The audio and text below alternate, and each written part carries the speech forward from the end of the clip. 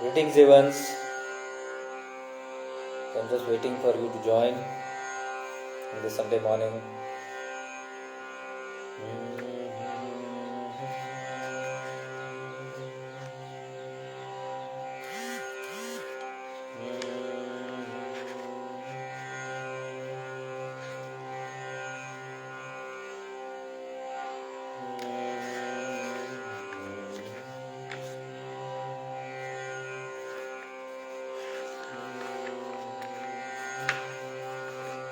Greetings, Evans. I'm just waiting for people to just join in.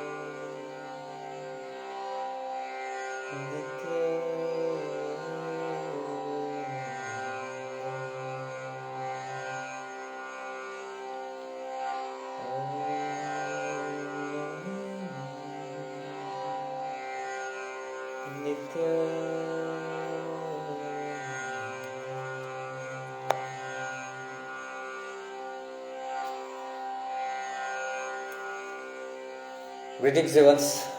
Nice to see you all today morning. I'm just waiting for you to join in here. Sorry, I put a very late message on coming online because I was not sure. Past 2 days I've been here, and I'm still in the ashram, Nityananda ashram. So I've been with Swamiji for a long time. So whenever I'm here, I'm almost all the time with him, and we are having hours of discussions. So today morning we were having breakfast, and breakfast is supposed to be just 10-15 minutes, but we were talking and laughing. Today I had too much of laughter. I think my tummy was aching today, laughing. We were at almost 30-40 minutes of laughter with Swamiji. We were talking on superstitions, and he was talking about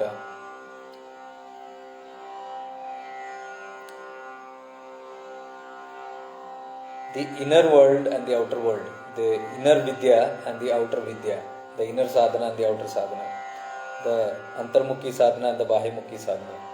How everything from the bahimukhi sadhana, when we do outside, anything from outside can be controlled. But when we go within, we control ourselves. When we go out, we control external things. And he was actually talking about Pret Vidya, Bhuta Vidya. How all these things happen, he was explaining in detail, and how people fall in for superstition. Because here a lot of people come in this kind of place, because these are villages. Most of them are afflicted with all these kind of stuff. So Swamiji was explaining how when the drishti is always outside, we get stuck in all these things. Either you fall into it or you get affected by it. But if it is antarmukhi, he said the most superior dhyan is inside, towards the self. Because that gives you protection from everything. Otherwise, you have to depend on, I think I'll close this. You'll have to depend closely on external remedies always, which is not a good solution. Like people running to tantrics, astrologers, and then getting stuck with all that stuff. This is all bahimukhi. Astrology, planetary positions, this vidya, that vidya, siddhis, these are all external. And it has got its own kind of complications. So he said the most safest and the most powerful is on the self, within. What Chidakasha Gita says, what Bhagavan Nityananda says, what all the great mystics say. And that's the real vidya. So we were laughing on it. 40 minutes of laughter the way he was telling, and I was enjoying it. So we were just talking if we could have a live on that. He was very happy. He said we'll do. So we fixed a time, 3:33 today.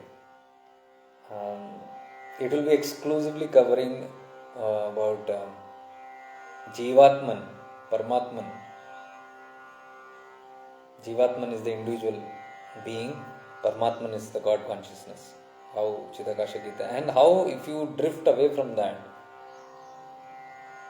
instead of going to the Atman or Paramatman, if you remain stuck on the Jivatman through the Jivas, how you can simply divert your time and energies into that. That's why I said let me do a live on going within. This is all about within.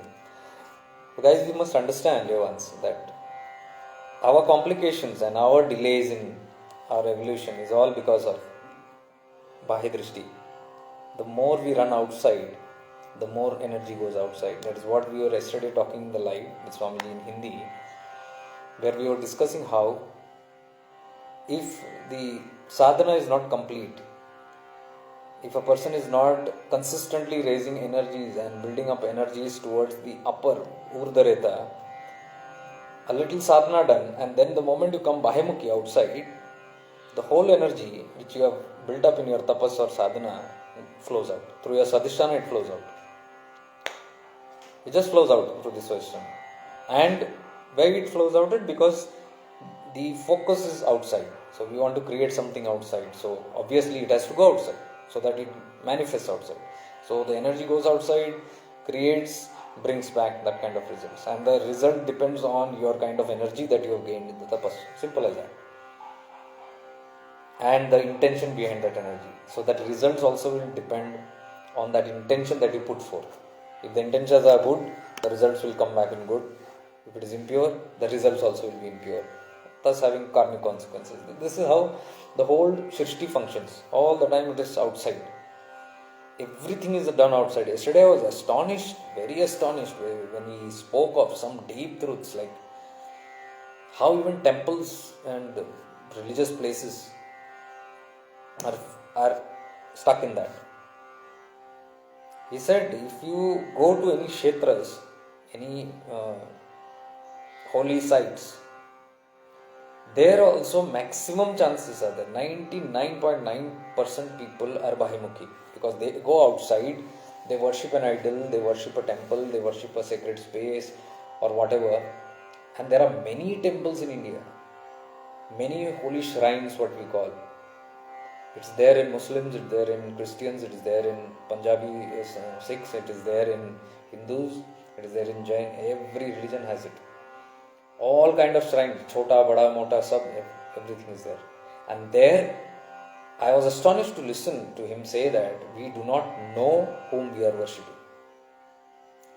Especially the smaller temples, when we go, we actually do not know, are we worshipping the God principle there? The Deva Tattva?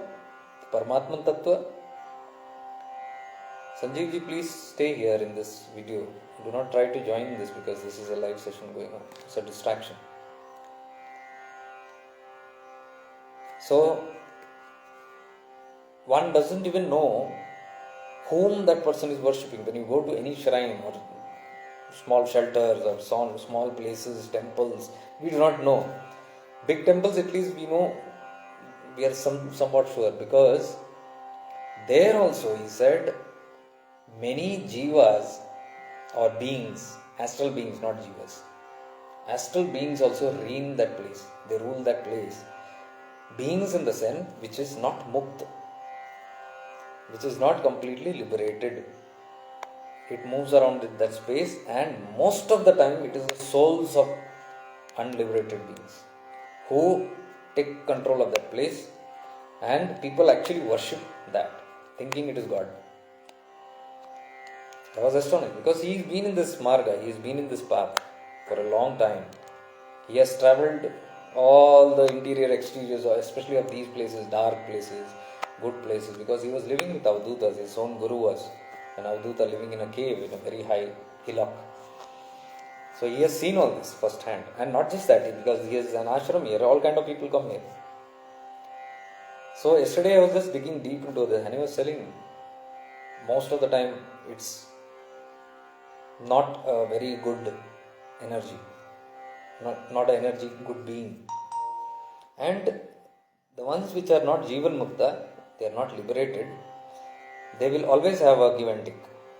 So they take to give something. If you go with a desire or wish, definitely you have got to pay a price. And that is where you can see all these animal sacrifices, or clothes being given, or alcohol being given. Something is being given to take. And those are not really good. Absolutely not good. So I was astonished when he was saying all that. Today morning also, yesterday evening we were talking about it, it was serious. But today morning when we were having breakfast, it was laughter. We were laughing over all the funny things that happen in these places and how superstition has taken over completely. So Antarmukhi sadhana is always what is recommended for all the seekers. Never go too much into this Bahimukhi, because you actually do not know where you are falling into.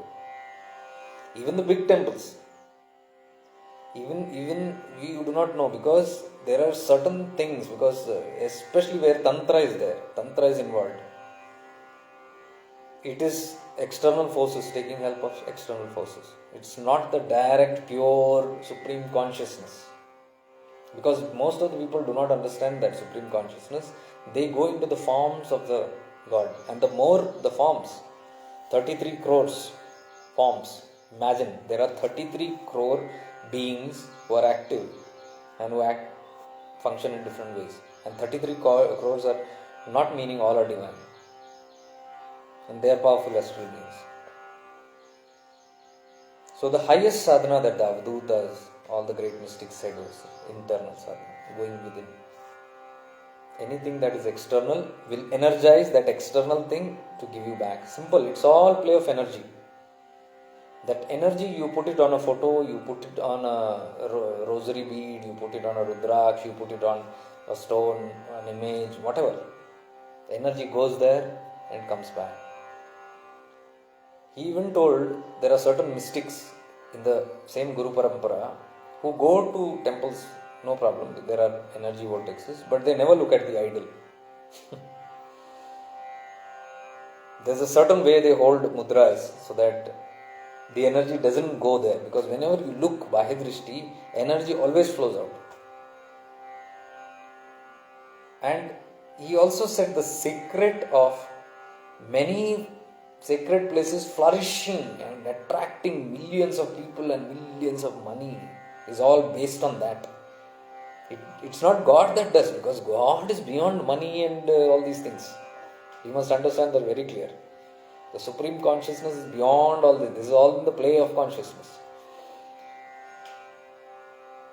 So there, most of the time, there are beings who are active in those places. And it's all like energy. Wherever multiple people, like if 100 people go to a certain place and all focus on that place and send their energies there in that place will start flourishing.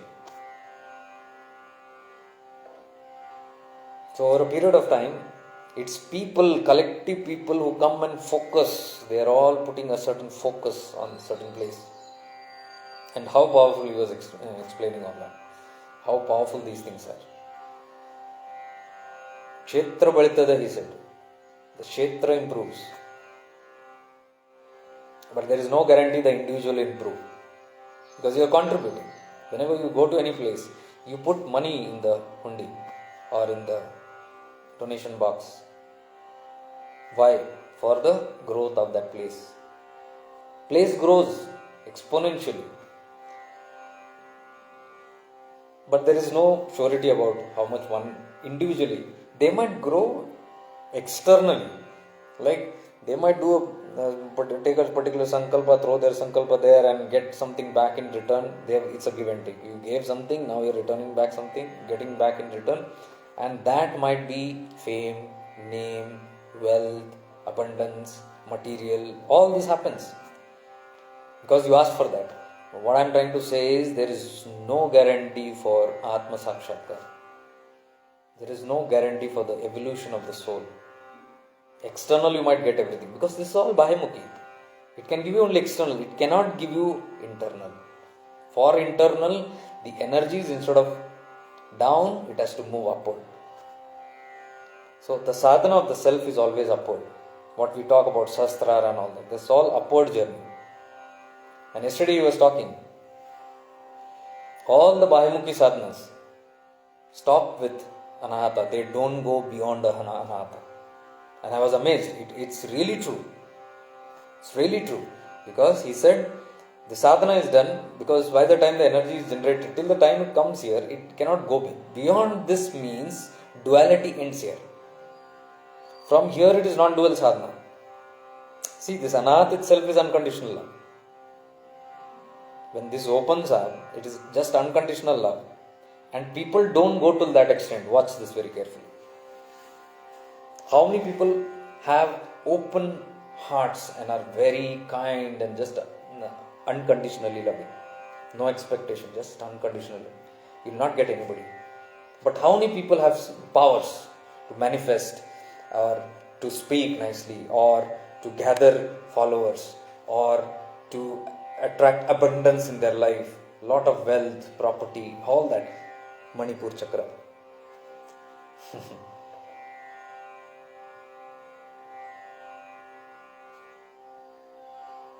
Manipur Chakra. That's the activity of the Manipur Chakra. Hyper Manipur Chakra is all. See, Manipur Chakra itself is power. This chakra, solar plexus, is about power. Gaining power in the world, not inner power. Inner power is above this chakra. It begins from the heart. Because what even Nityananda Tattva taught, Shuddha Bhavana, it doesn't come in the Manipur, it comes from your heart. Nirmal Man, see, the mind begins purifying when the heart is purified. If you have pure intentions. And where is the mind? It is not below Anahata, it is above Manahata. Nirmal Man, Vishal Man, Nishchal Man, all these are properties. And Vishal Man means what? Wide mind. You are expanded into oneness. Expansion of oneness does not happen in the Manipura here. So while he was just talking, I was contemplating, oh, this is so true. Wherever I look outside, it's all sadhana for power. Power in materialism, which the Chidakasha Gita talks the opposite. Shun materialism is what he says. Almost 25-30% of the Chidakasha Gita is about shunning materialism, because the more you get engulfed in materialism, means there is strong desires. Materialism will not come just like that. Before materialism comes desires. Materialism is the output of desires. So the desires are never ending. You go, send out one desire, I want this, it comes back, and then you are satisfied or not satisfied, and you want more or whatever, and it goes on. Same intent or a new desire. So it goes on, pulling from outside. And the more one goes below the Anahata, it's all about these only.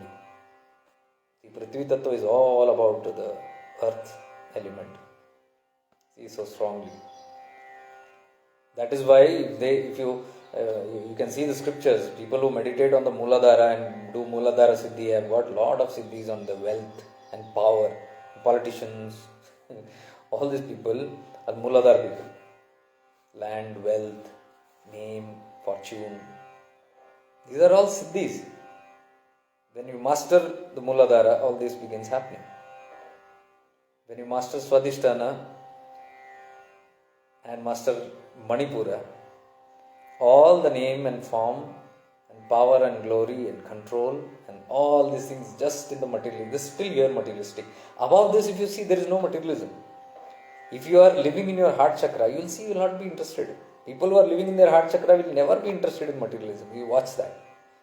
They are people of the heart. They feel by the heart. They will be more attracted to sympathy, kindness. They will do kindness activity where they are kind, where they are very loving, where they want to serve humanity or plant kingdom, animal kingdom, or anything outside. It's all out of love, and it's very selfless. Unconditionality begins from here. You see, there will be such people will never have desire for or lust for wealth or control or power or name. Nothing. because they are very contented in this space. So the journey actually begins here. The Antarmukhi sadhana begins from here. Watch this very carefully. Those who are very inclined on their inner journey, this will matter to you. This will be of no interest to people who are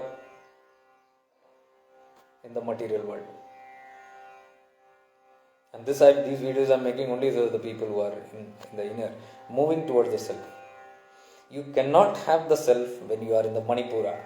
It's a false myth. If you are centered in your Mooladhara all the time and you are working on a self-realization, it will never happen. If you have strong attachment to people, places, wealth, name and all that pomp and glory, everything, all the day and night you are thinking, and then one day you sit to do a self-realization meditation, nothing is going to happen. Energy won't even rise till your heart. Because the strong current, the strong pull is outside. It will pull you down. So, and the people who talk, these are not fools. I mean, why it's so difficult to understand, I don't know. Like Bhagavan Nityananda, Chidakash Gita and all, they are very clearly told, you can get only one out of two. Either God or world. You cannot have both. You can live in little, both. A little godly, a little worldly. A little godly, a little worldly. So it's like you do your japa and then you are doing your tapa. You're fulfilling your desires, the bhoga, and enjoying that bhoga with God's name also. Or not getting fully drowned in it. It will just sustain you. It will keep on dancing and balancing. That's all. But it cannot be talked about moksha and self-realization. It will not happen. For moksha, if this is your self and this is the worldly, if this is worldly and this is self, to go towards the self, the balance has to go in this manner. It can never happen that it goes this way. It will never go this way. People are thinking that both will go. No. Both you go to finish off this worldly karma. And so, why you need this? So that this doesn't go too high. If this goes too high, this will go too low, obviously. It's a scale. It has to go this way only. It cannot move perpendicular. So if this is your worldly stuff, why it is said that you must have the God principle with you also, so that, see here, to have the God principle, you have to come in balance. It balances. Then you move in balance because you have got a lot of karmas, desires. Now you want to fulfill this, okay, fulfill. But so that you don't increase this, because if you increase this will go down. So that you don't get stuck in it, you finish this karma, worldly karma. And as you finish, you have to keep on reducing it also, not living in it. As you reduce, what will happen? This will go down. Automatically the scale will go, this will go up. Anyway you work directly on this, if you are this way, and you start pulling your energies here. The more you work, this has to go down. This is what I am telling you. If you are too much of living in spiritual, this meditation and awareness, and you are evolving, the energies are rising, Urdha, this has to become Adho. So when the more you work on this will go down, or the more you let go of this will automatically rise. The more you let go of this, because this is the weight.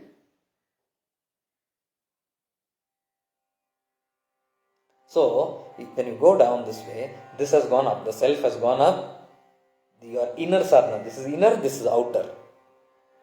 So, the more you put attention on the outer, if your Bahayamukhi goes up, this has to go down. So, what they say is they keep balancing all the time. This is what we call 100% and 100%. So that this is a support to you, so that you don't sink in this. You don't sink in the sense, don't go too high in this. So somewhere you live your whole life, 10 years, 20 years, 30 years, you keep on enjoying your life and all that, and you keep the spiritual practice also simultaneously. So bhoga is also happening, but you are keeping the spiritual tattva also with this. And when the bhoga happens, when you are contented, when one by one your interest goes down and all those things, and when your evolution is happening, again interest goes down, the scale will start changing. This is what Chidakasha Gita says, the materialism has to go down to null. The day it is null, you have reached the topmost, because this has reached the bottom. It's automatic. This is self-realization. So I don't know why there is so big confusion, because it cannot go. People have got a wrong notion that yes, we have told we can use both, and so now we are going in this manner. Worldly riches also, and no, this cannot happen. These both cannot survive simultaneously, because if you are too much rooted in your worldly stuff, how can this be high? The more you imagine, your whole day you take, for example, 24 hours, and let's say you get up at 5 o'clock or 6 o'clock in the morning and you begin your day, and the first thing that you remember, oh, my meeting today, I have got an important, you take notes, and then you brush your teeth, and while you're brushing, bathing, you are having all your work, oh, this work is to be done, this work is to be done, my business and whatever, and then you have your breakfast and you rush. When you are in a bus or car or bike or whatever, there also you're thinking now, reaching the office, it's almost late, and then you get into the office, and then there's a big meeting or something happening, and then you get involved, then you have to go out and with your team, meetings and all that stuff. Whole day is gone, like, 6 o'clock, 7 o'clock, and then you say, oh my God, it's late now, let me go back home. And I'm back home, wife or husband calls, while coming on the way, get this, and then you go to the mall and you go and shopping, and then you see some nice glitter, oh, let me buy this, oh, nice dress, take that, all that, and come back, and by the time you come, it's like 9 o'clock, oh, the food stuff and all that, then you arrange for a food, by the time you eat, it is 10 o'clock, and 10 o'clock you say, fine, today I have not done sadhana, let me do sadhana. Then you go to a corner and sit, and then you try to do, but the whole activity, the mind has been occupied whole day with so many things that it cannot settle down. So it takes a while, maybe meditation happens, maybe it doesn't happen. Or maybe it happens, let's say 1 hour it happens, and then you're feeling nice, okay, tired, slept, till 11 o'clock, 11:30, slept off. Now what has happened in the whole day? Can you say, no, I have remembered, even if you remember God or whatever in your whole day, or even if you're doing mantra jap, or if you're doing any practice in between also, whatever, do you still think this will be together? The quality is so much? No. You can see what has happened from 6 o'clock in the morning to night 11:30. This has been so active, you don't even have chance to think about it. It's gone too low.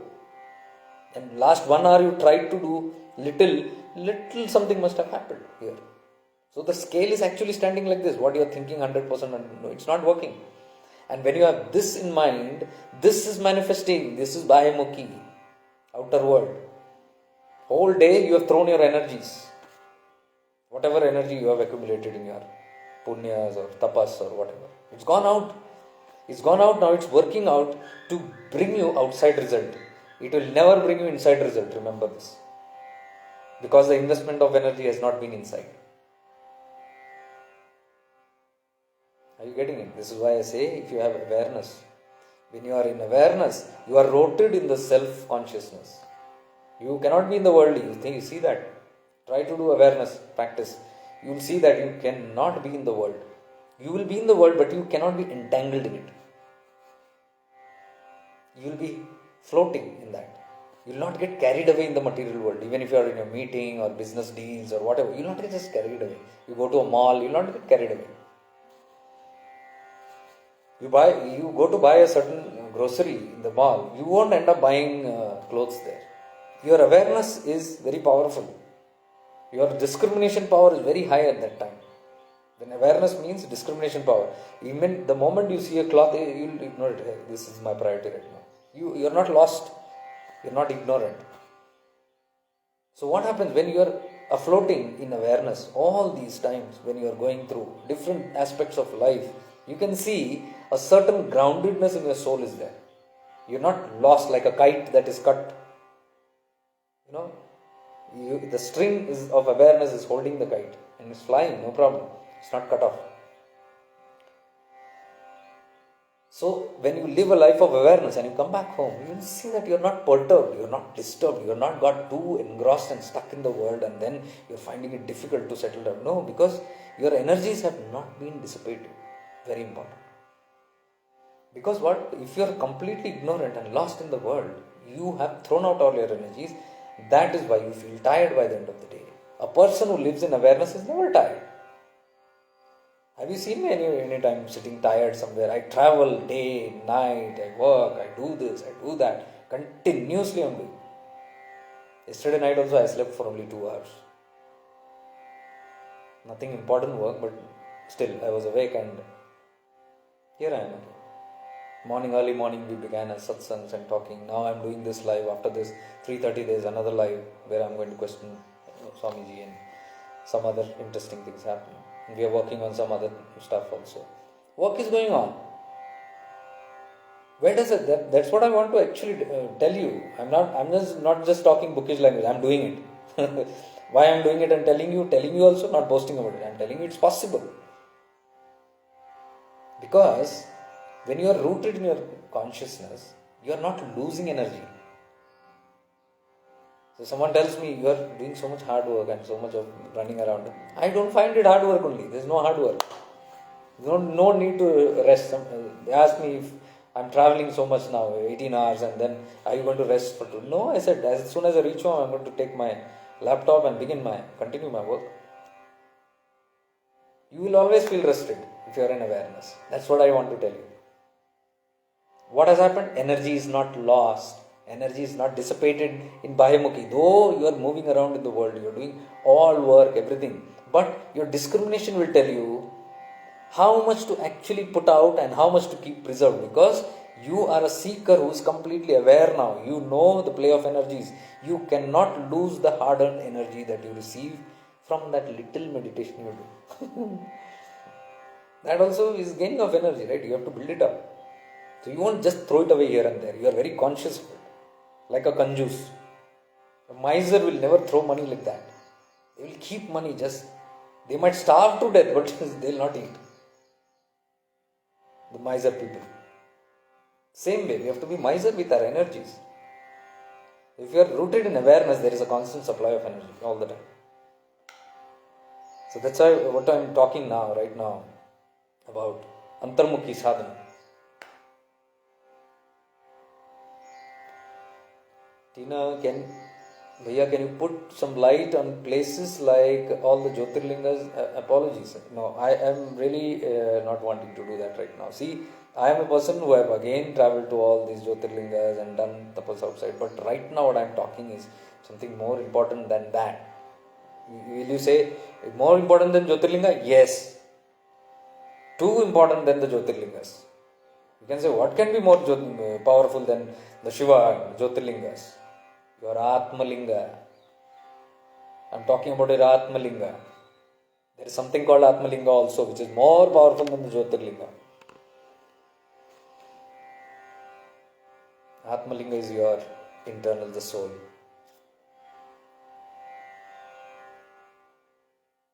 The linga itself means oval-shaped, egg-shaped. Before it manifests outside, always know, anything that manifests outside in the gross world, it has to manifest in the astral world first. In the subtle world. After that only it presents in the gross world. See, you cannot have a body and then a soul. A soul can have a body. First you exist subtle. Then you exist gross. You manifest gross. Gross also is not true. One day you leave the body. What is true, Shashwat? Your soul. So soul manifests as a body.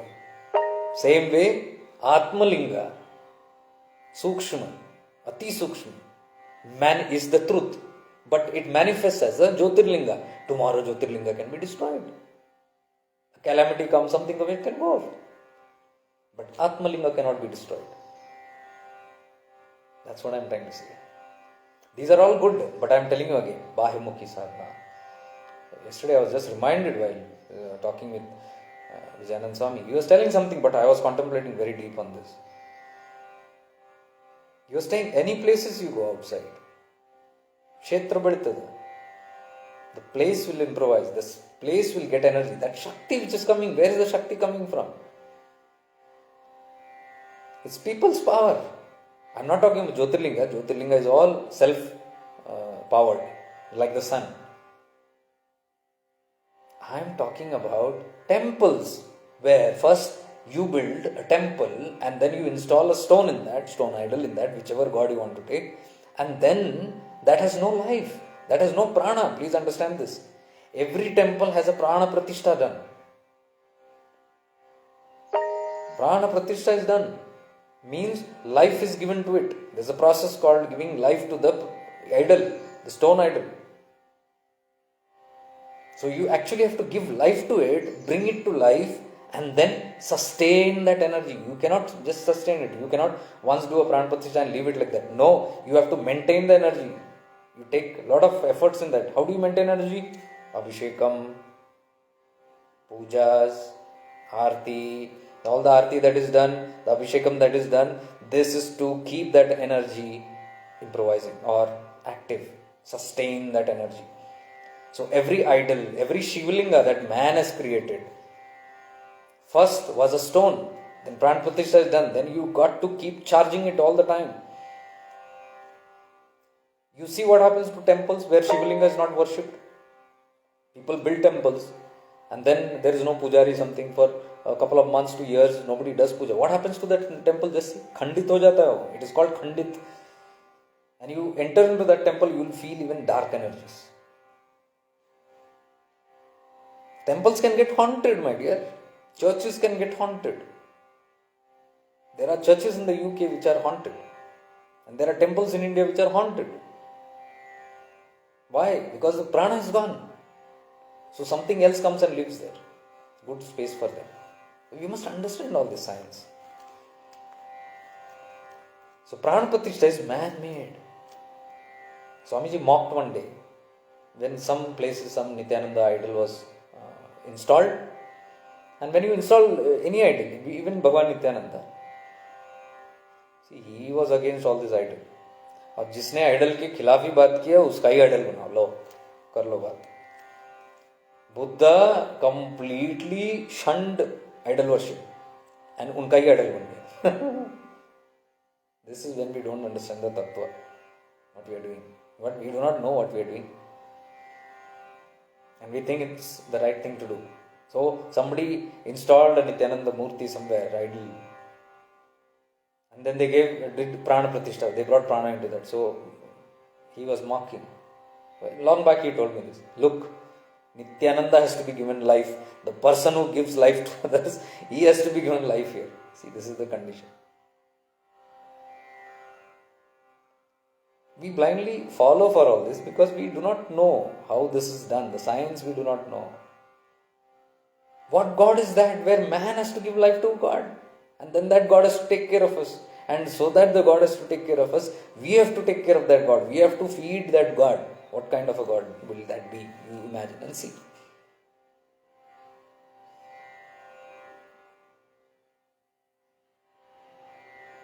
So, any temples, anywhere you go, I never go to temples which are man-made.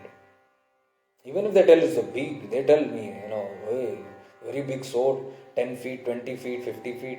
Even if it is 1,000 feet, I will not be impressed. It is not by the size that you decide the God principle in that. Anything that is built by man will be given life by man itself. And what limited beings are man? I am not saying man will put his life.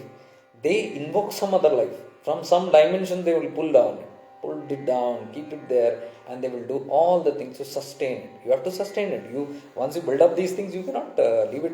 If you see, I am telling you one thing. If you have built an altar of whichever God, you cannot leave it without a lamp lit there. You cannot leave it without doing aarti there. You have to daily do it. That is the only way you can recharge and keep that. The moment you don't do it for a couple of days, see what happens. You will see it. The energy also is not there. So what are we doing? We are putting something external, charging it, and then taking energy from that. Instead of that, why can't we listen to the mystics and say, you charge yourself directly?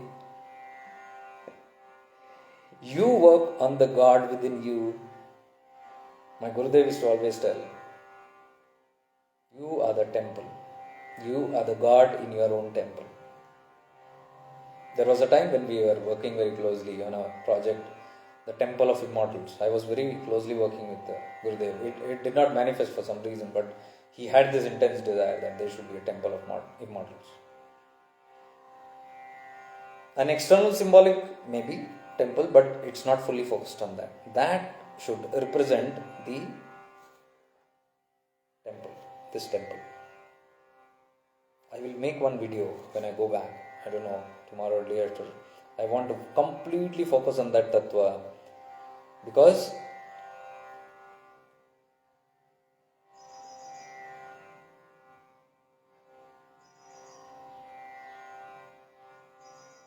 I am sharing one of my sadhana with you. It's one of the most important sadhana that I did, and nobody knows this. Only my Gurudev knows what I do, because only he has the power to look into. And that's the sadhana of my own temple. Temple which is not outside. This is my temple. So I realized he knows about it when I saw a couple of posts from him saying that, worship that temple of yours. So he knew what's happening there. And it's the same concept on the Temple of Immortals. So I'll talk on that some other day, focused on that. But what I want to tell you is about, see, that temple, what I'm talking again, is within. The God within. The same temple which you consider outside, now you are considering your own self, this being, as a temple. And the Garbhagriha is here. You are establishing an idol here, installing an idol here, and you are doing the Pran Pratishtha by connecting up. Now you tell me, if you are doing the Pran Pratishtha, your daily sadhana, and you are every day energizing this, you do whatever puja you want, abhishekam you want, whatever yajna you want, everything you do in this chamber, will this not be nourished? And what am I talking since this first video here, since the start here, is anahata. All our sadhanas are below this. This is one sadhana that begins here. Very powerful sadhana. It's all about the self. The more you concentrate on the self, the more you move towards it. The more you concentrate on the material world outside, the more you move towards it. I cannot see a correlation. It's a myth. And I completely reject anybody who says you do this kind of outward stuff and you are going inside. No way. Until that sadhana is all about internal. I won't buy that. It's some product selling. It cannot be true.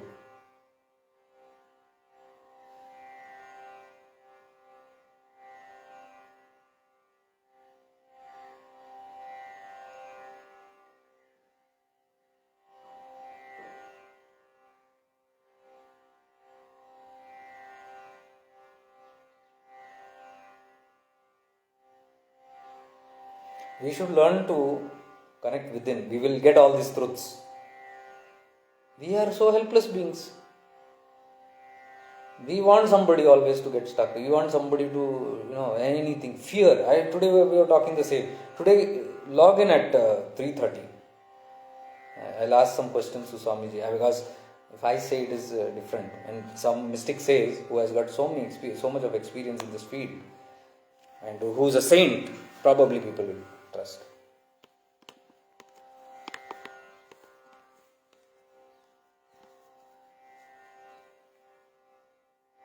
We don't trust our own self. We have no confidence in ourselves. We have lost our confidence. We cannot turn within, so we go outside. And outside people are sitting to exploit it. It's not their fault. Why people go outside? Fear. Simple. Fear or greed. There is nothing else. And too greedy, That I cannot create something, I go and invest money. Yesterday I put a video about a sadhu. I don't know if you have seen it. I put it on Jake Light also and Jacob Shivanand, both the profiles. See that video. Where he's telling. Even God will be like, oh my God, here comes another guy with 500 rupees mala. A garland of 500 rupees and a demand of 5,000 rupees or 50,000 rupees. A greedy person. Coming to offer me something in barter exchange for something else. Listen to that video. It's there. Yesterday night I put it. What beautiful video it is. Oh, somebody is running out of greed. Give me this, give me that, give me that. People, mediators will exploit you. Then we say, oh, that person took so much of donation, then this person took so much of charge from me. And they were asked to put money in the donation box. Who went there? Greedy guys. A greedy person went there. You got exploited. Good. It's a manifestation of that greed. Or a fearful guy, very scared and you don't know what to do. Somebody help me, go to this astrologer, go to that person, go to this mediator, go to that mediator, go to this temple, go to that shrine. And what to do? Parihara. Oh, you have to do so much of yajna. You have got this dosha, that dosha. Do this kind of yajna, do that kind of yajna. And it will all happen. Oh, how much is that? Only 25,000 rupees. 25,000 what for? Yajna. It has to be given to the gods. What? So many kgs of rice, so many kgs of tomato, and so many kgs of onion, so many kgs of this, and so many kgs of this and that, and ghee and that. We come and give them everything. And then when you get, the whole process is going on, whatever ritual is done, the whole thing that you brought goes into the home of the person who did it. So did God eat it or man eat it? Nobody thinks twice. Stuck completely in fear. Somebody said something, you can help me. Oh, help, I am ready to invest whatever you want. And they get exploited. Who is exploiting whom? The exploiters are exploiting your greed and your fear. Simple. If you don't have these both, see what will happen to you. You'll know where to go to the right source. Right source is here. You'll know to attune to your own consciousness and learn to listen to that than somebody outside there. I will give you this, I will give you that. I will give you spiritual growth. I will give you siddhis. I will give you Atma Sakshat. Who can give Atma Sakshatkar? Nobody from outside can give. Nobody from outside can give. Even the Guru does not give Atma Sakshatkar. It's a myth to think that. Guru guides and gives the blessings and the grace, but we have to work for that. It cannot be that you go and please the Guru and the Guru will just give enlightenment. Show me how many cases are there.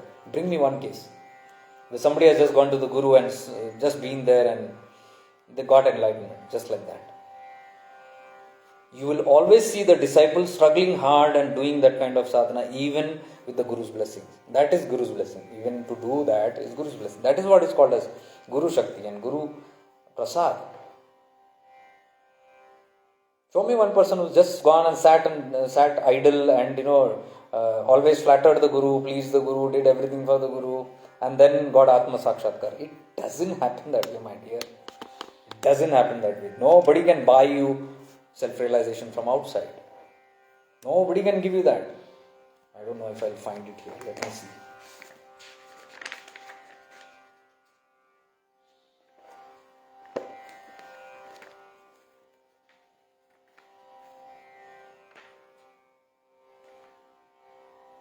Oh wow. See, it opened the right page. Okay, I'll read this. I had read this actually yesterday and probably that's why the page was...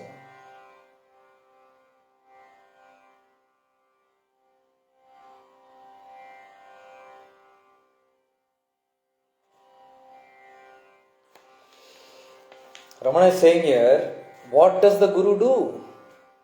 Does he hand over self-realization to the disciple? Is not the self always realized? By remaining in contact with realized sages, the man loses gradually the ignorance until it is completely removed. This is what happens in the Prakriya. When you remain in the vicinity of the Guru, either physical or even subtle, when you are connected to the Guru, when you are always in contemplation of the Guru, when your Guru is installed in your temple, when you are always functioning, connecting to that, this is being in a Sanidhya. And it just does not mean, here he talks about physical Sanidhya, being in the physical presence, but it's not possible for everybody. But internal presence also is possible. So he says, by remaining in contact with realized sages, the man gradually loses his ignorance. Gradually, he says here, not immediately. Gradually, slowly, he loses all the ignorance. What is ignorance? All the wrong beliefs, all the wrong thoughts, wrong ideas, the egos, the identity, personality. This he loses. And when this loses, what happens? The self shines. Simple equation. Gradually loses ignorance until its removal is complete. Till that ignorance removal is complete, the grace of the Guru and the disciple's work is there. The eternal self is thus revealed. Realization is eternal and is not newly brought by the Guru. See, realization is, he says it is eternal, it is Shashwat, it is always there. This is always realized. Why are we not feeling realized? Is because of these layers of ignorance which is clouding it. So what he says is, the idea is just shelving off this clouds, and what shines is automatic, which was already realized. So that is why he says, realization is eternal and not newly brought about by the Guru. It is not something that he brings from outside and plants it into you, self-realization. He merely helps in the removal of ignorance. This is the Guru's work. He helps, he does definitely helps. And the Guru Shakti, the Guru's grace is very powerful. The Guru Seva is very powerful, because the power of that cleans more faster and even 100,000 times more than what a power we have got. That is where the Guru's Shakti or that alignment with the Guru should be considered. But we should know this properly, what we are even talking when we say surrender or connection to Guru. This is the reality. There, even this disciple is still working. It's not, aap kar do, main baith jaunga. It will never happen. A Guru can never grant even Shakti or grace to a lazy student or disciple. Never. The Guru can give a lot of grace and energy, but they will not give to a lethargic or lazy person who doesn't want to take responsibility and do anything about their own evolution. It will never happen. Because then the Guru becomes responsible for that energy, and there's a big price to pay in all that.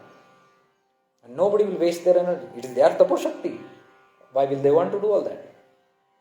We have to understand this concept very clear. Very, very clear. Then he says the disciple surrenders himself to the master. That means there is no vestige in individuality retained by the disciple. No individuality is done there, and thus no cause of misery.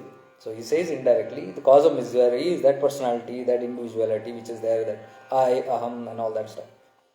So without understanding it right, people think the Guru teaches the disciple Tattvamasi. Without understanding this, he says, people always think that the Guru teaches Tattvamasi. Tattvamasi is what? Aham Brahmasmi. I am that. Means he is talking about Brahma Vidya. Brahma Gyan. They think that Guru just gives the Brahma Gyan, teaches the Brahma. Brahma Gyan cannot be taught.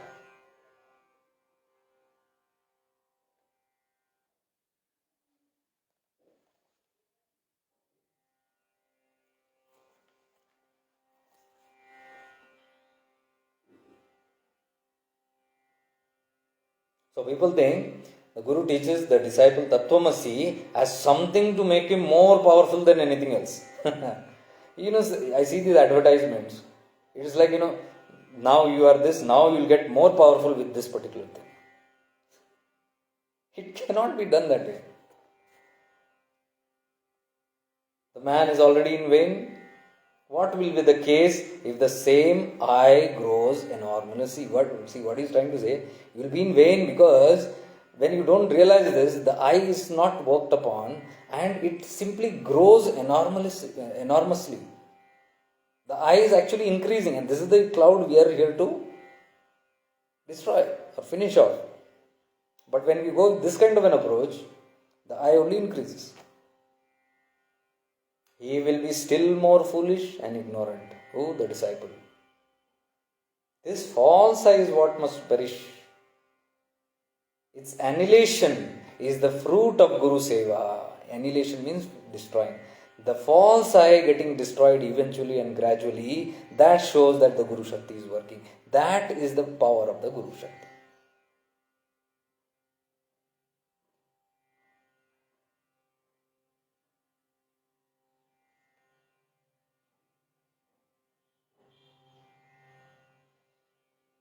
So this is again Bahimukhi.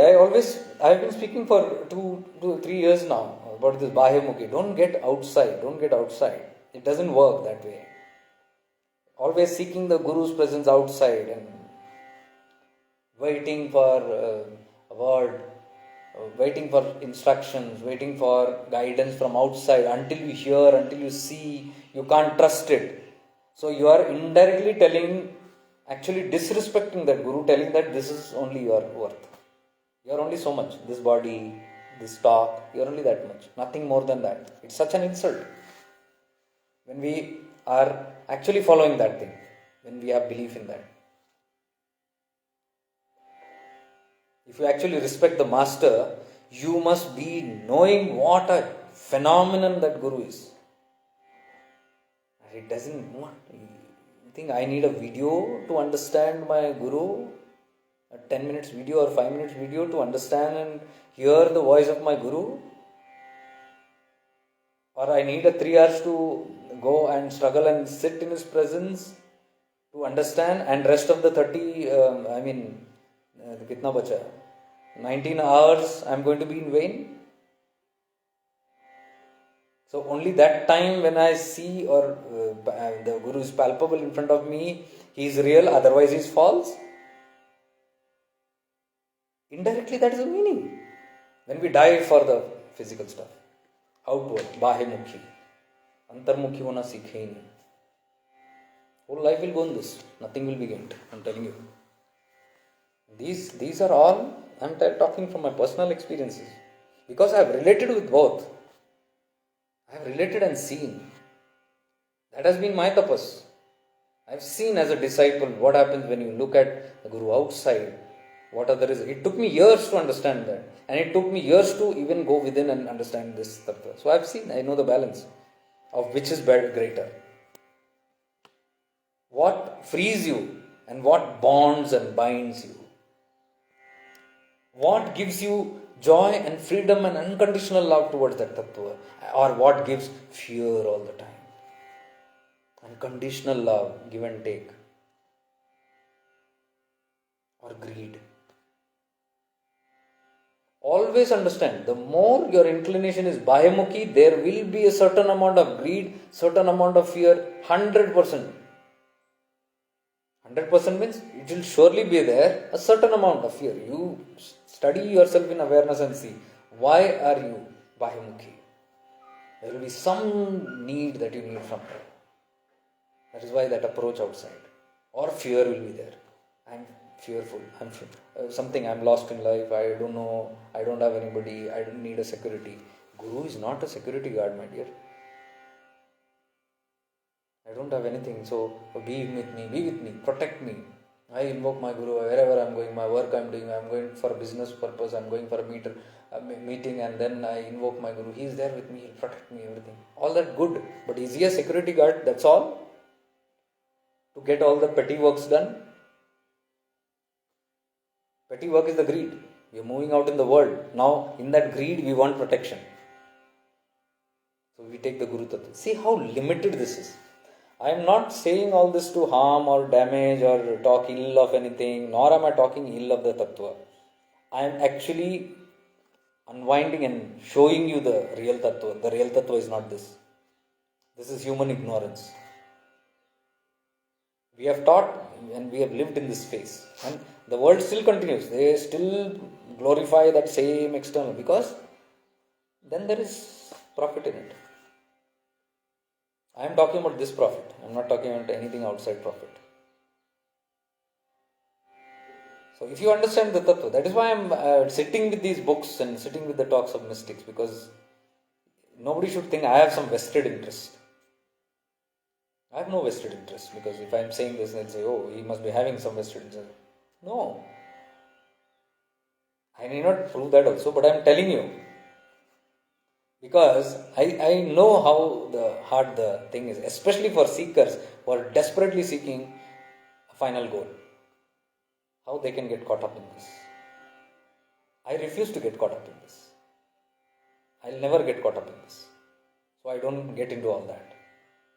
But that doesn't mean I leave the Guru Tattva, I leave the Guru's grace and the connection with the Guru. No, that is essence. That is the essence. That is final goal. That is what should be developed by all. That is what should be taught actually on every path. Wherever there is a master, it should be taught how to go within and connect to the consciousness of the master, not always outside, Bahimukhi, worshipping, God worship, man worship. It's not on that. Focus should never be on the outside. Then we are teaching wrong. This is not the Guru Parampara, which actually talks, even Bhagavan Dattatraya's lineage and all. You see how deep the Dattatreya lineage is. You see all the lineages that is coming from. It is deep inner connection. Deep inner connection. Nothing to do with physicality. You look at our own master, my master. I have never seen him connecting to a physical guru anywhere. He doesn't have physical gurus. All of them, what he developed, what his sadhana, his tapas was, internal, completely connecting to the Guru Mandala internally.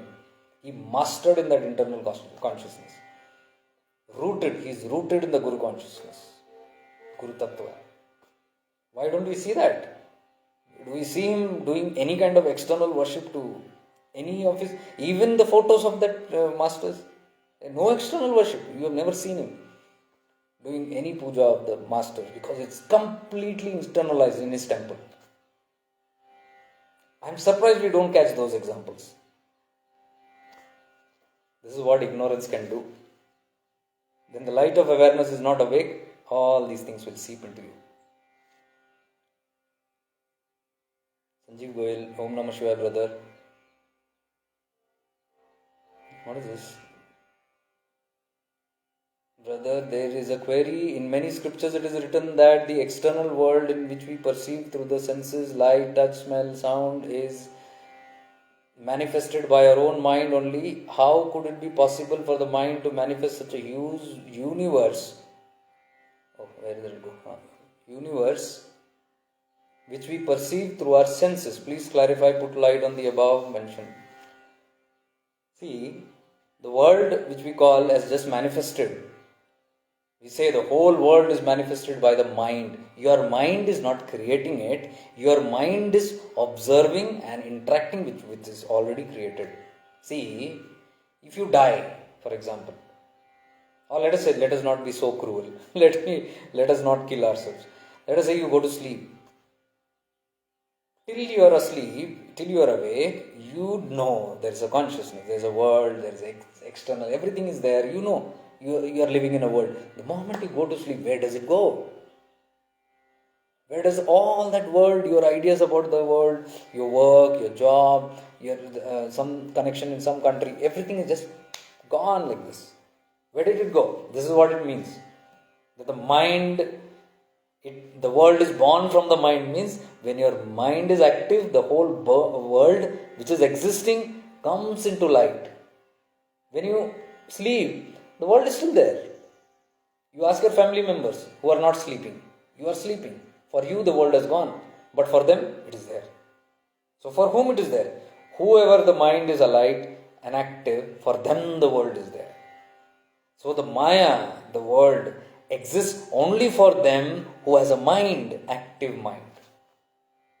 This is why Chidakasha Gita says, destroy the mind. The moment you completely destroy the mind, the world vanishes. So you don't have to sleep or die for that. Even in a Jagrita Avastha, when the mind is annihilated, slowly, you become a Jivan Mukta. Because now you are awake, but there is no mind.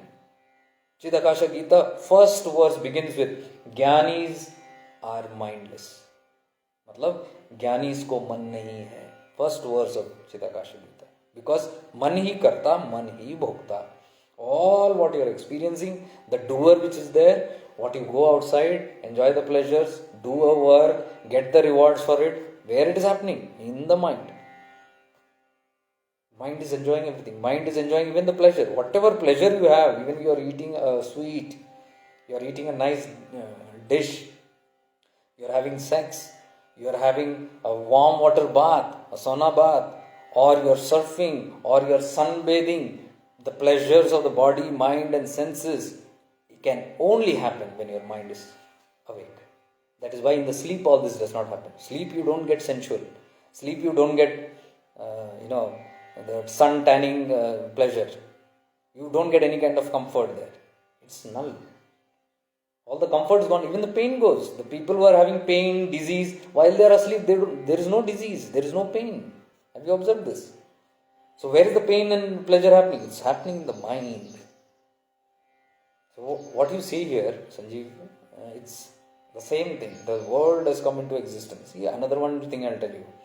Wherever your mind, and the word mind is very limited. Please understand this. The mind cannot perceive everything. It can only perceive one at a time. That's the limitation of the mind. So the whole world that we are talking comes into existence. You are not persisting. Like for example, right now, are you thinking about the whole world? No. You are probably just thinking about the mobile phone in front of you, or whatever I am talking, that is your world. So if I say something like New Delhi, and I'll talk about New Delhi, immediately your mind will start going into New Delhi. If I say Himalayas, and I'm talking little about Himalayas, today the weather is this way, suddenly your mind will go into Himalayas, you will start imagining it right now. Right now you can see there is a picture of the Himalayas going. If I tell you, there is so much of snow in the Himalayan caps, on the top of the mountain. It's like a cap mountain. See, you are already imagining. It's happening in your mind. Why? The Himalayas was absent just 5 minutes back when I was talking so many subjects. Was Himalaya in your mind? It was not there. The moment I said Himalaya, your mind went there. And that means the Himalaya was not absent. It was present there. But your mind did not put illumination on it. For you, Himalayas did not exist. The moment I said Himalayas, you went to the Himalayas, you put light on it. This became true for you. Now your mind is perceiving Himalayas. If I talk about 9 planets, suddenly you will go into the galaxy and 9 planets you will be thinking.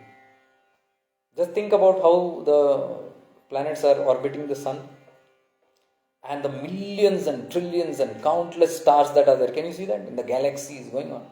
The sun is in the center, planets are moving, there are asteroids, comets going, and there are small stars shining in the sky, vast sky, the Chitakasha. Can you see that? Now where is your Himalayas? What happened? From the Himalayas, the mind moved towards the galaxy. That became Jagrat. That became alive for you.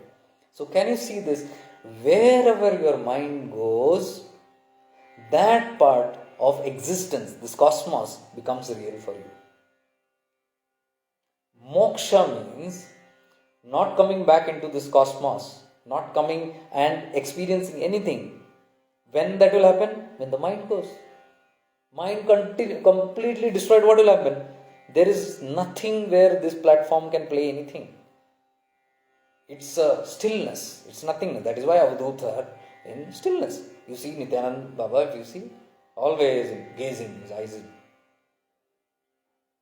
No particular attention on anybody. Anything. They don't have an experience of a certain thing because their mind is gone completely. They are just a living existence, an embodiment of that God power that is working through them. They don't have a free will. Free will comes from ego and mind. Free will is operated at the mind level. They don't have a mind. Because there is no ego, there is no mind for them. And if there is no ego, there is no personal identity. I am so and so. That is why Bhagavan said, always said, this one. If he had to talk something. Because he cannot identify as I. And they just walk. They just create whatever is happening through that divine will through them. That is when they become avatars. They don't have a personal agenda. They don't even have agenda, I want to save the world. No. They don't care for whether they want to save the world or not. They are just moving in their presence.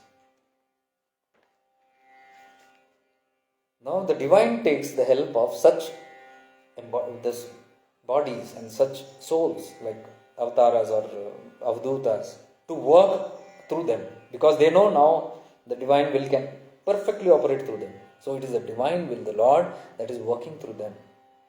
But it seems like they are working because everything is our reflection. We work on identities. We have a personality, so we look at that person also as a personality. He is not a personality at all. If you have seen the other lives that we did here with Swamiji and all that, you will see this very clearly. We are talking about avdutas, so many avdutas who are in that state. I hope I have answered your question here.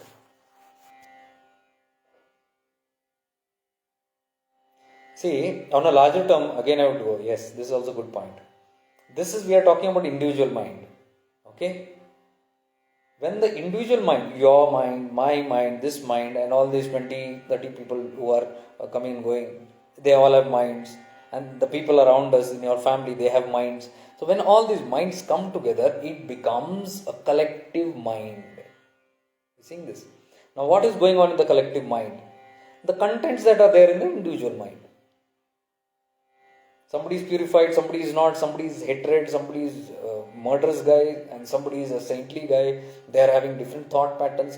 This all merge into the collective and they jumble up, and now this mind is full of good and bad. Just like your mind has good and bad. It doesn't have only pure, it has impure, it has pure. As an individual level. So when you take collective level, the same has just expanded. So there is something called individual mind, there is something called the collective mind, which again when expands from the group consciousness, the consciousness of people, when it expands and becomes a collective mind, and that still expands further into the cosmos of all other astral beings and everything, whatever you say, wherever the minds are, it becomes a cosmic mind. A cosmic mind. That cosmic mind is what you are talking here. That creates this. So you are thinking about Himalayas, focused. You are thinking about galaxy, focus. That is real for you. But when the collective consciousness, if you see the collective mind of whatever the collective is focusing on, everybody's focus put together is that big focus. There, the collective minds will attract similar things into the planet. That is why we talk about collective consciousness. Like you think about something constantly, you attract something into your life, manifest into your life. Same way, the collective consciousness also is thinking mind, active and bringing on manifestation. Natural disasters, manifest, it's a collective problem, planetary problem, environment problem, food problem. This is all the manifestation of the collective mind. And who is building the collective mind? These individual minds. That is why we say when the individual consciousness rises, it affects the mass consciousness and the collective consciousness also rises. So if that is why Ramana says, Bhagavan says, you don't have to worry about changing the world. Change yourself, everything will happen. Because every individual is purified mind. When they come together, more purified mind and the purified collective conscious mind. So when it's a purified collective consciousness, it will attract only good. That is how Satyuga comes. That is how all the yugas come. The quality of the individuals will create the yugas automatically. I sing it. Vice versa it happens. You affect the individual consciousness, it will affect the collective consciousness, it will go and affect the cosmic consciousness or conscious mind. Or you work on that energy which we say, is pouring out into the cosmic mind. It is getting purified. The moment that is getting purified, the collective mind also is getting purified. The moment collective mind is getting purified, every individual also is changing, seeing transformation in their lives, which is what we are seeing right now. You are seeing your own life. Change is happening. Sudden changes are happening. Even people who don't have guru, path, religion, you can see they're all awakening. Suddenly they are awakening and becoming conscious of themselves. Why? Now things are working from there. So it is constantly working up and down, and that creates the reality. This is what we call as the cosmic play, the divine consciousness, divine play of consciousness. You don't like it, you exit this. Simple. I am stuck with this, I am fed up of this play again and again, same. Every lifetime come and do the same thing and go. I'm fed up with it. When a man gets fed up and says, I have seen this drama, I know more dramas, that becomes a mumukshu. Mumukshu is the one who's intensely seeking liberation because they don't want this game. They've seen the drama, they want to exit this drama. How do you exit? Simple. Clear up the cause of this drama, mind. Are you seeing it? Very good. I'm happy that you shared this, Sanjeev Goyal. The cause of that. See, here also you have said, Sanjeev, that the whole cosmos has come out of the mind. This sentence is not meaning the individual mind, okay? It is meaning the cosmic mind, which I just explained. The cosmic mind is aware of everything at the same time, just like you have limited Himalayas, only this. What I am teaching in awareness, if you see, I am trying to teach you what the cosmic mind is doing. It's the same outcome. See what you are doing. First you are becoming aware of your nose, head, limited. One part here, one part here. Then you are learning to expand that and become aware of your full body. The whole entity you are becoming aware. Now you are not limited here, spreading out into your koshas. You become aware of your koshas and your body. Now going further, your koshas and your space in the room. Then going further, your koshas, the space in the room and the space outside the room into the world and then into the cosmos. See, you are expanding, which we did on Guru Purnima. And suddenly you are becoming aware of everything. What are you doing? You are merging with the cosmic mind. Are you seeing that? Because the cosmic mind is aware of all the drama. It is engulfed in it. Collective consciousness, difference. It might just get one country will have one collective, this country will have another. It's limited again. Group consciousness. This is how group karma happens. When a particular group who has certain karmas, they will be all drawn to that particular place and then a tsunami happens, boosh, it is gone. Collective karma. We say so many people died, that's not. No, it's all working as per karma. They get attracted to those locations and when that paap ka gada phoot gaya, when the time comes and the fruit ripens, it puts on everybody. Somebody goes into a flash flood and they say, oh, it was a divine place. How can people die there? And there is no escape to karma. You can die in God's lap or you can die in a devil's lap. That doesn't matter. Cosmos doesn't work on that way. It just sees the environment and it brings together a collective and the effect happens. This is collective. Individual mind, I already told you. So, what you have written here is beautifully unfolding of that cosmic mind. It just thinks about everything, it's there. And the day, see a secret, the day you understand this about your own sleep, when you go to sleep, your whole mind is pulled, withdrawn within, and then it is emptiness for you. The whole drama has ended. What has happened? Brahma, Vishnu, Mahesha has happened. Listen carefully. You wake up in the morning, first thing you see, the mind has become active. Brahma, you have given birth to the mind, to the world. Immediately, the moment you give birth to it, life happens. Are you seeing that? A baby is born. The moment it's born, breathing happens. It cries and starts reacting to the environment. It starts its sustenance. That is where Vishnu takes over. Brahma has given birth. Your day has begun. You opened your eyes. Now Vishnu takes over. Till when? The whole day. It is sustaining you. Going through the experiences. The baby is becoming teenager, adult and old. Sustaining. Vishnu is sustaining. And then time comes. Destroy. The Rudra or Maheshwara or Shiva annihilates. Finish. Death, old age, death, gone. Shiva. Same now you take your whole day you lived and then you come to your bed. Annihilation. Shiva, dead. You're dead. Then you're dead. The whole world that you lived in collapses. That's death. Now expand this to the higher truth. What is happening in the cosmic mind? There was nothingness. Night. What do you do when you are sleeping? Nothingness. Absolute space. And then they say it had a desire, and then suddenly Big Bang or whatever you call it, suddenly the whole world came into play. Brahma, the world is born. World, how is the world born? The mind is born. Just like you, when you wake up, your mind has woken, the world has come into play. So the moment Brahma happens, when does this happen? Brahma Muhurat. There's a time, defined time for that birthing. So the cosmos comes into play. The moment the cosmic mind opens up, the whole Prakriti, everything, the Shrishti is there in front, everything, alive. That means the beginning of the play of consciousness. And inside that, all these dramas are going on. Millions, tiny little globules, you can see so many things attached.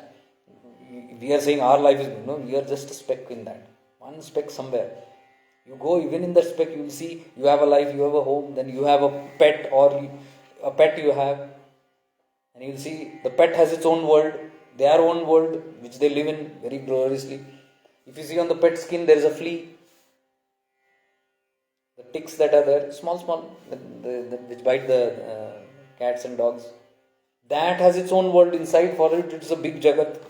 Forest of that fur. It is living. It is reproducing.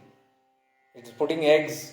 It is giving birth to, and it is sustaining them, feeding them and growing. They have a different Srishti world there. So you see, it goes on. Then you go into that flea. You go into the germ or the cellular level. You see, there are then again the germs are there inside there. And they have a Srishti again. They are reproducing, they are born. Imagine the cosmic play that happens once it opens up. Boom. So many things begin in that. And the sustenance, Vishnu sustains it. Energy is there. There is a sun, there is a night, and there is a rain, there is a cold, there is heat, the climates change. The planetary positions are moving, there is gravitational force, everything. Vishnu is sustaining it. Beautifully sustaining. There is prana pumped into it, and everybody is having prana, living through that, or it is coming through food. All these activities are going on. Vishnu is Prakriti. And then, when the world has to end, the cosmic drama has to end, Shiva comes and opens his third eye. Means there's a time for pulling back. And what happens in illusion? The whole cosmic drama is pulled into that, back into that nothingness. Gone back into the nothingness. Flat. Same like you go to sleep, everything is flat. Are you seeing this at 3 levels? Happens in the collective level also. I'm very happy that you put this. And I'm very happy that this thing flowed, right? I think this is the right thing that flowed. I'm also wondering because I didn't know certain details and it just came out. So I hope this has been answered. Malaji, you are here? Good.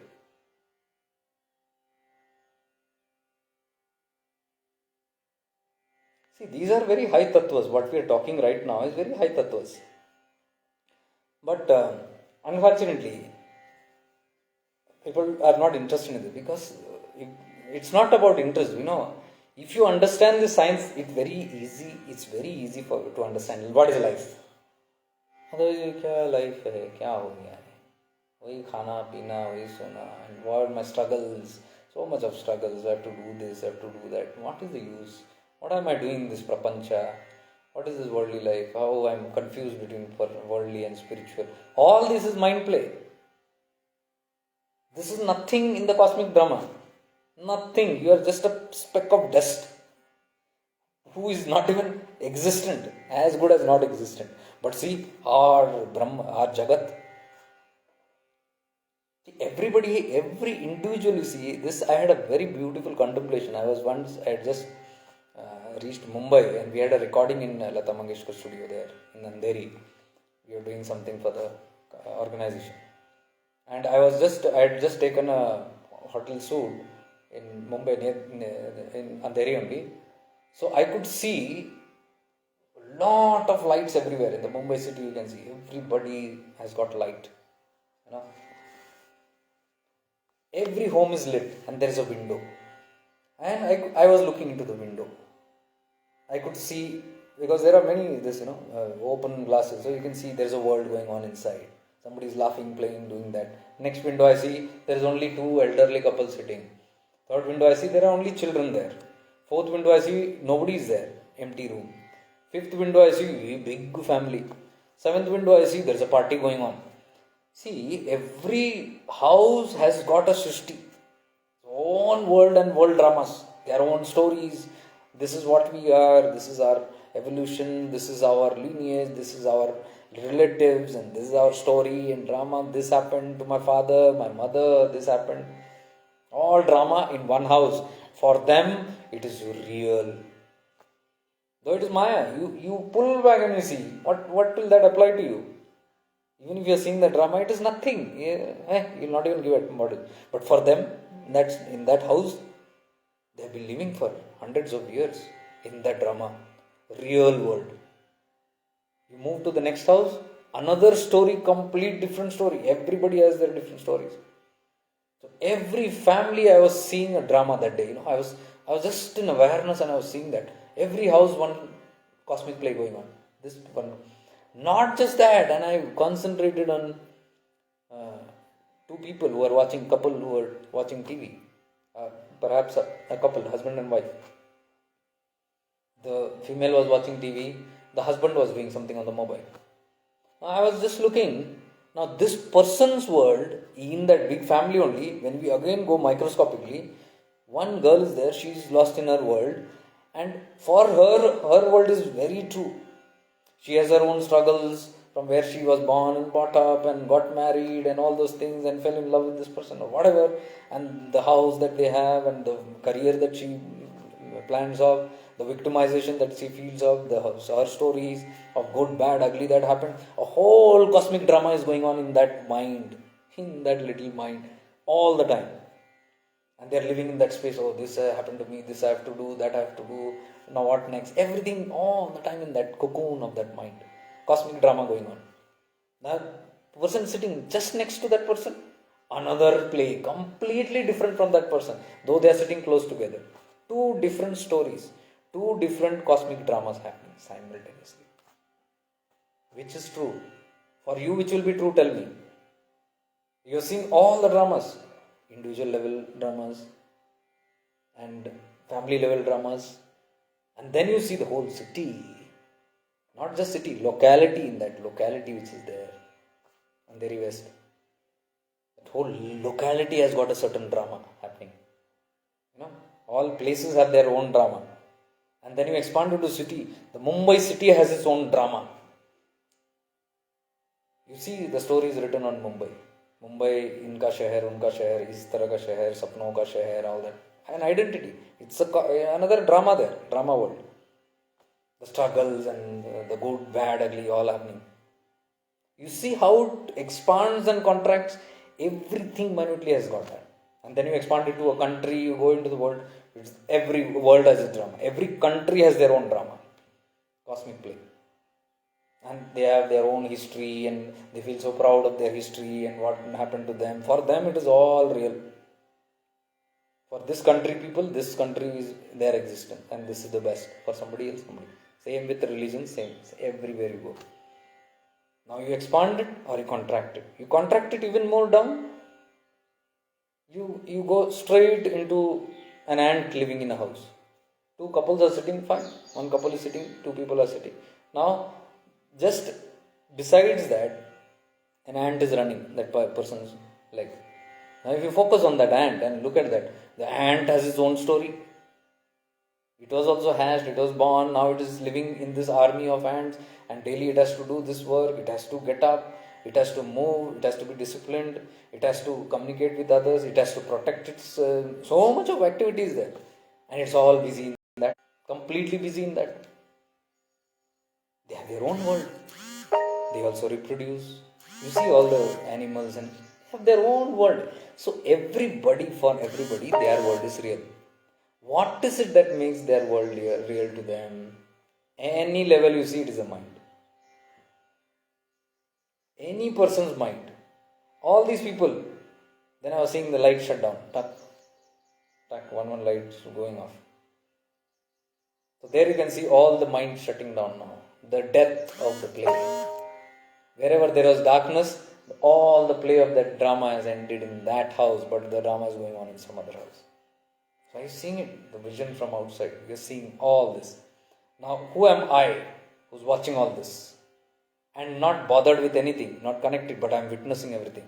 This is that God. Are you getting the God principle?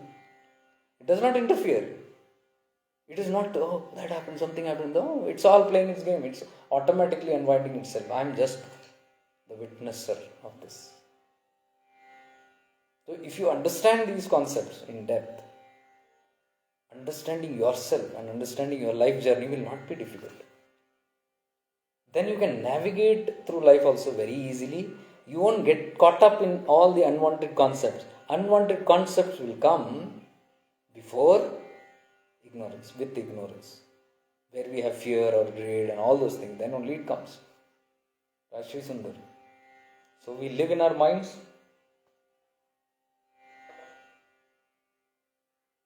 I'm hoping you were mindful when I was talking all this.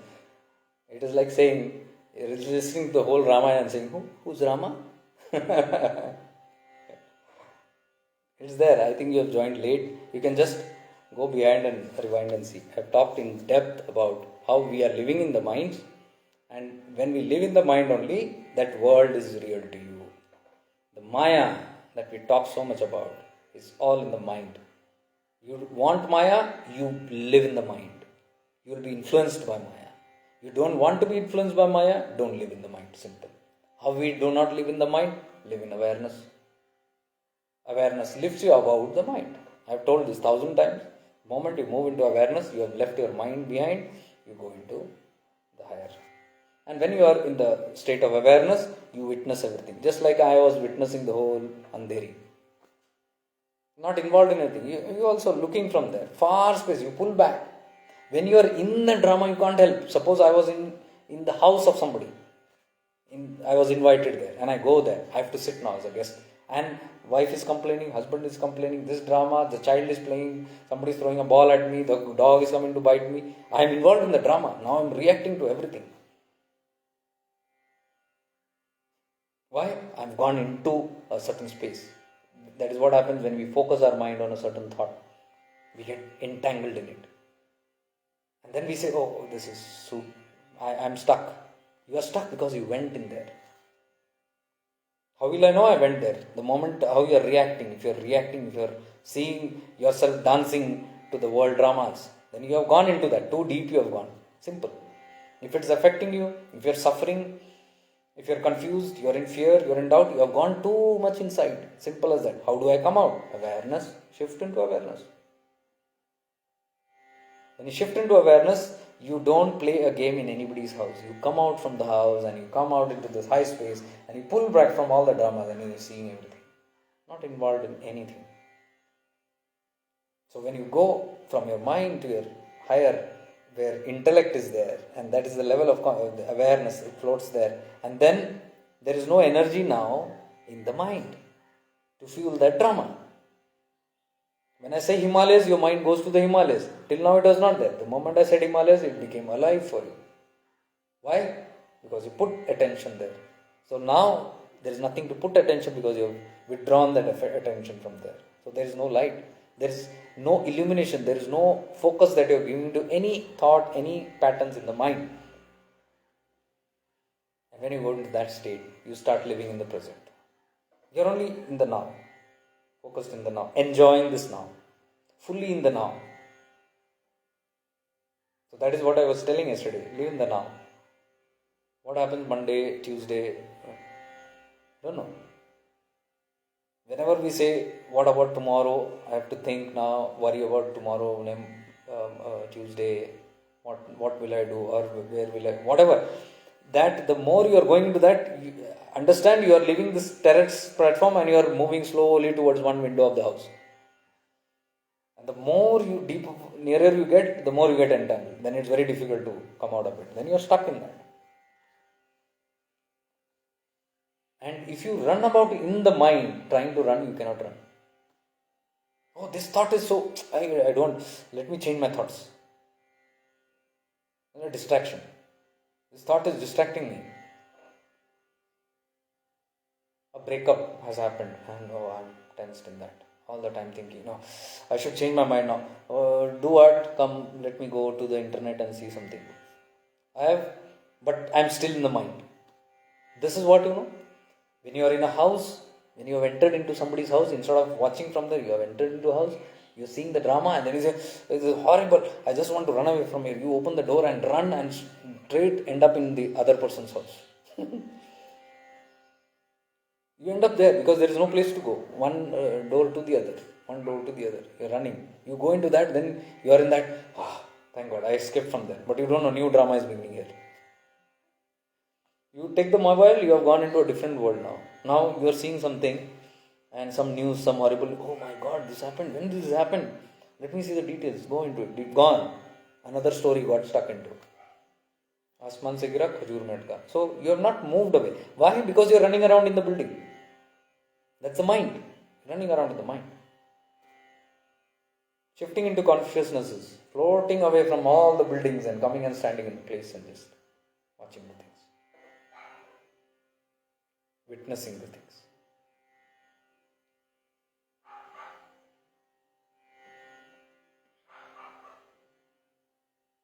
Are you seeing that?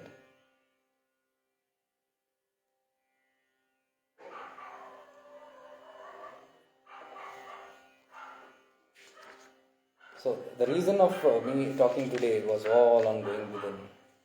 If you understand these things, it is easier to go within and not get caught up in Bahemukhi stuff. The more you are lulled outside, nothing can be given from outside. I'm telling you, nothing you will get from outside. The more you run outside, Bahemukhi, nothing. It might nourish you, but it will not fulfill you. Temporary. It's all temporary. See, even when two people meet, why they are meeting? Because one person is feeling deprived of something, they are hoping to get it from the other. This is feeling deprived, they are hoping to get it. The whole world functions this way, not just couples or pairs. Anything. There's an employer, there's an employee. Employee wants something from here, employer wants something out of this. There is an expectation, hope. When they come together, the fulfillment is happening, and there is the fulfillment of this drama, but it's a temporary fulfillment. Two pairs coming together, fulfillment happens, nourishing happens. What is not there in this gets, this is not there. They exchange and they become full. They become complete. And they are satisfying each other, being content with each other, providing for each other. That is what is called, being in pure love. Because you are becoming that one unit. So everywhere you see, there is a function. Even the guru disciples, you see, there is a function. There is a giver, there is a taker. You go to a temple, there is a giver, there is a taker. There is a transaction always happening between the dualities. But the sense of fulfillment will not be always complete until you are fulfilled from within. These are all nourishing. When you come together with something or some purpose, there is a purpose to it. The purpose is always to make you complete. Catch this point. When a guru comes and a disciple comes, what is their transaction all about? To bring completeness to this, not temporary. Other things are all temporary. You have one job, one employer, you go there, this person doesn't like or something, he will go or she will go. Or this person doesn't like or something, he will sack them out. No equation, then another comes. This is constantly happening, so it's not permanent, temporary. So, आज यहाँ खुशी मिली, कल वहाँ मिली. Today I don't get it in this relationship, I divorce this and go to another relationship. Continuously seeking one after the other. I get pleasure or this love or attention and all this from one place. The moment I don't get it, I move it to other in search. The search is endless and there is no something called permanent happiness. The permanent peace only comes in very unconditional bondings where two come together to make a common fulfillment. When the guru and the disciple comes together to make a common fulfillment, the guru is completely contented and fulfilled that the purpose is served of giving realization to the soul. And the disciple comes and gets fulfilled and liberated and gets the final eternal peace, eternal bliss, or whatever you call it, Satchidananda, all that. The final goal is attained. There is nothing else left. The final eternal peace is attained. So, these both have come together for a very high purpose. The purpose is met. It's the completion which happened when two came together. When two soulmates come together, the same thing happens. There is a completion that happens. Now, when the completion happens, there is no more need to look outside for love, to serve, to seek anything outside, because this is a very nourishing bond. That's what the soulmate concept is all about, or twin flame it is called. If you say twin flame, these are the twin flames. They're meant to be there. Because, why they're meant to be? Because they're supposed to fulfill the nourishment which each other was not there. Now it's a complete bond. Why the complete bond? Because now no more seeking. They have come together for that purpose. Now, what I have been seeking here, there, let's end this year with the final goal. That is the merging of Shiva and Shakti.